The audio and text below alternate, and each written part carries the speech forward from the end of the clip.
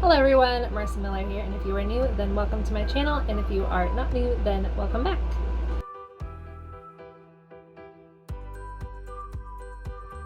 I am an author-illustrator, and I have currently published 3 books. The first is a picture book called Chasing Figments, the second is a middle grade book called The Grim and the Fantastic, and the third, which was just released, is a young adult fantasy mashup called When Wicked Runs West.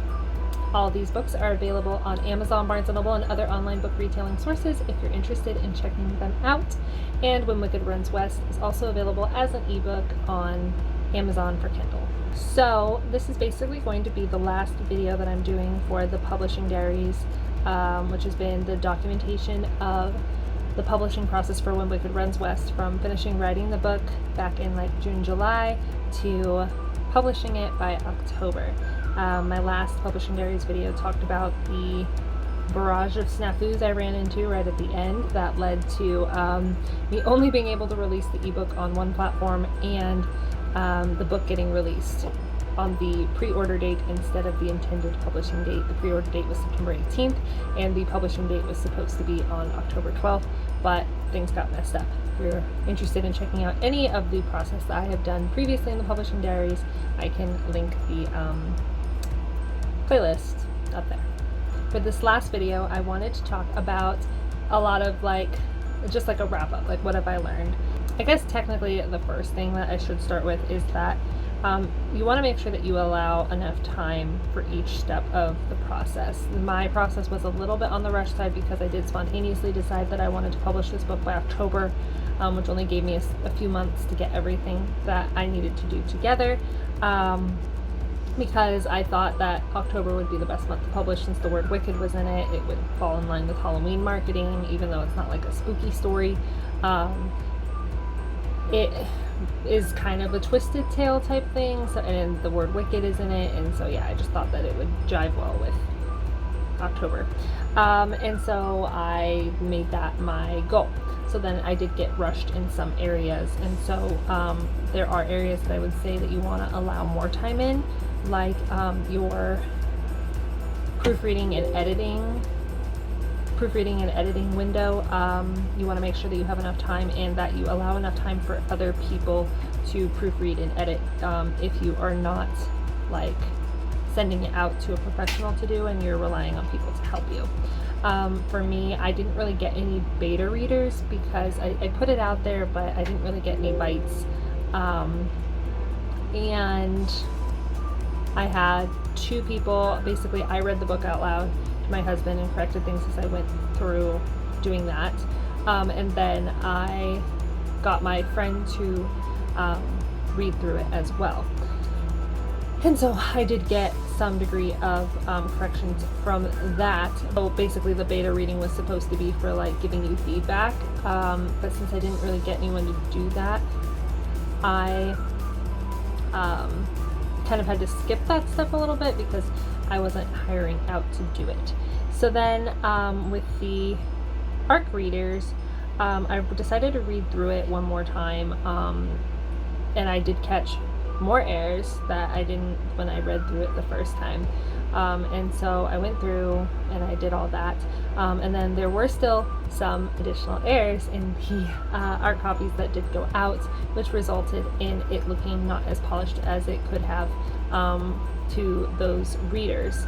So then my ARC reading kind of ended up becoming a little bit of beta reading. Though people are still supposed to leave reviews, it did kind of make it so that I didn't get that level of feedback that I could have gotten if the beta reading had gone as it was supposed to, or if I had allowed enough time for that and had more eyes to read through it and help me with that. Another friend of mine did do proofing for me in the art copies, and I was able to make those changes and submit them in Ingram Spark and stuff, so the print copy is updated. I haven't quite figured out how to do that with Amazon KDP yet, because they're pretty strict about things and you have to like submit final things, and if you mess things up then you get banned for like a year. So yeah, that's kind of just how it is. But yeah, so with the time management in that, and then just making sure that you do allow yourself to have enough time and people to go over the work. If you have a professional, it might be like a lot more streamlined, but I don't have a lot of excess funding to pour into those sorts of things, so I do have to rely on other people to help me. And so I probably should have gotten more people to read through that, but our readers turned beta readers kind of did help bridge the gap a bit with that. So there's that. Then I learned with ebooks that, since this was my first time doing an ebook, that the formatting is monumentally different for formatting for an ebook than it is for a print book. And if you try to export into EPUB files, MOBI files, docs files and stuff the same way that you formatted for a print file, your formatting will get all messed up. And that is ultimately why I did not publish through Draft to Digital or Barnes & Noble, was because they Kindle Create was the only one that would allow me to do a print replica as an ebook and submit a PDF. The other ones I couldn't get the formatting to work, and again, I didn't have enough time to fight with it anymore, so that just ended up being how it was. Draft to Digital, I did contact their support to ask for help, but their support isn't very helpful. So if you do work with them, they kind of just point things back out to you and are basically like, this is the way it is. So you kind of need to go into it making sure that you know everything of what you're doing, because you're not really going to get much help from them.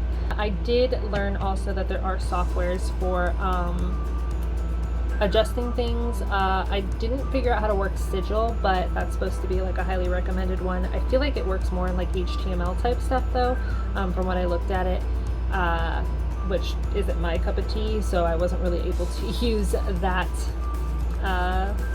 source, and I didn't, again, have enough time to really delve into learning how to use the program super well.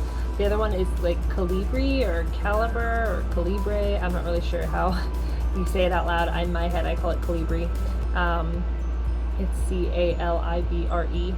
So anyway, that one is more useful, and it does convert things to like other file types fairly accurately. So if you are needing, if you do have like something already in like a docs file, it probably will, and it's formatted correctly for an ebook style, you can probably convert it to an EPUB file without problems.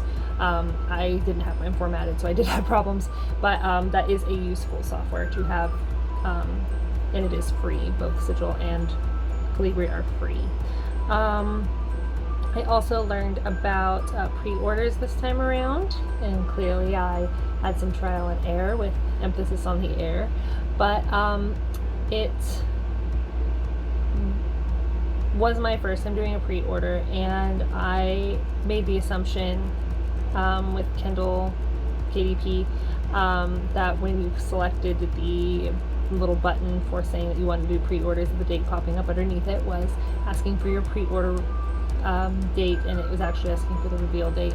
So make sure you read everything super carefully and don't make assumptions, because otherwise you mess things up. And again, Amazon will ban you for a year if you miss your upload date, or if you because you have to upload a certain amount of time before the release.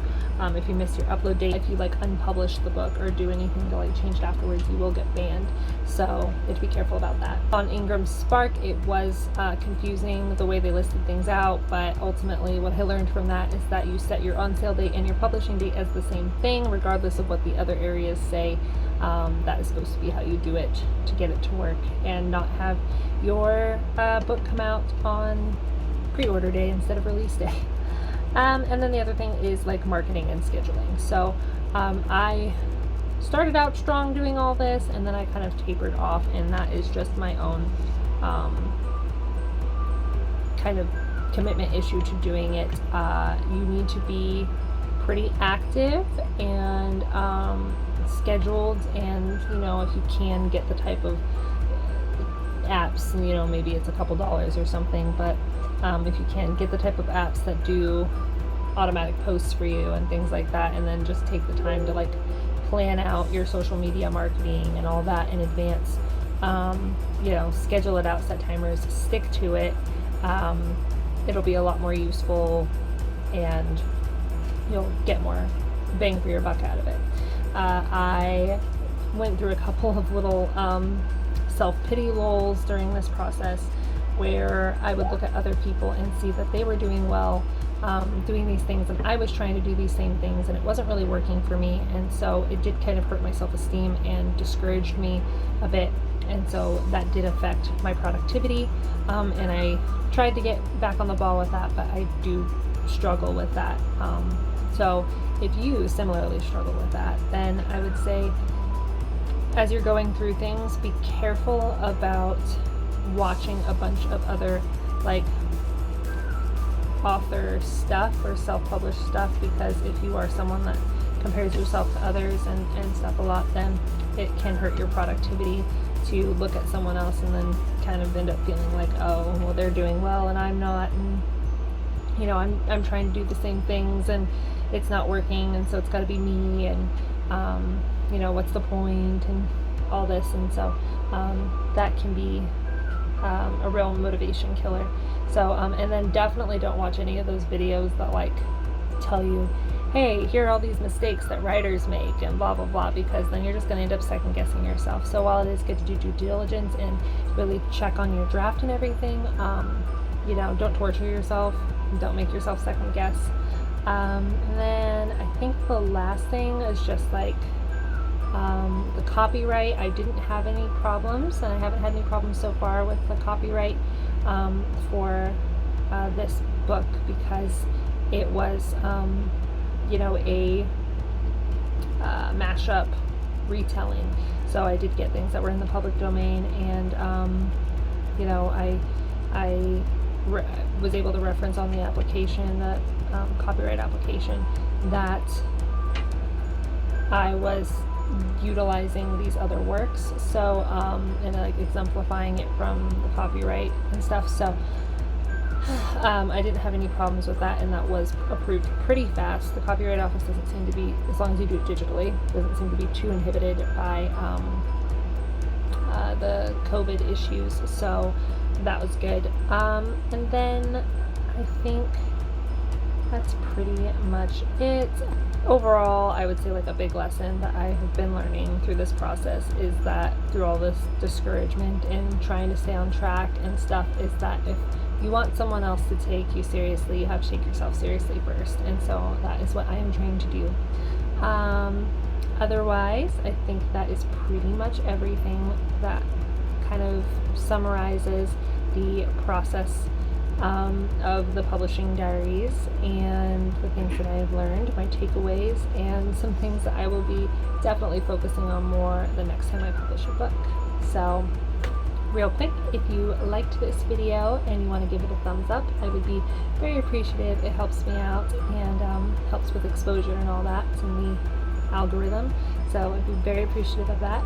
And two, if you are interested in following my videos as they come out, then hit the subscribe and notification bell, and you'll be notified when I have a new video out. I want to work on doing more scheduled videos, but we'll see. I need to be being more diligent and organized about scheduling and sticking to it, and not letting myself be talked into that my work is less important than other people's work, as far as like, you know, like a 9-to-5 job or like things like that. And so I need to not discredit that this is what I'm doing for work right now, and really manage it like it is a business, because that's what it is when you are self-publishing, is it is a business. So yeah, I think that's everything.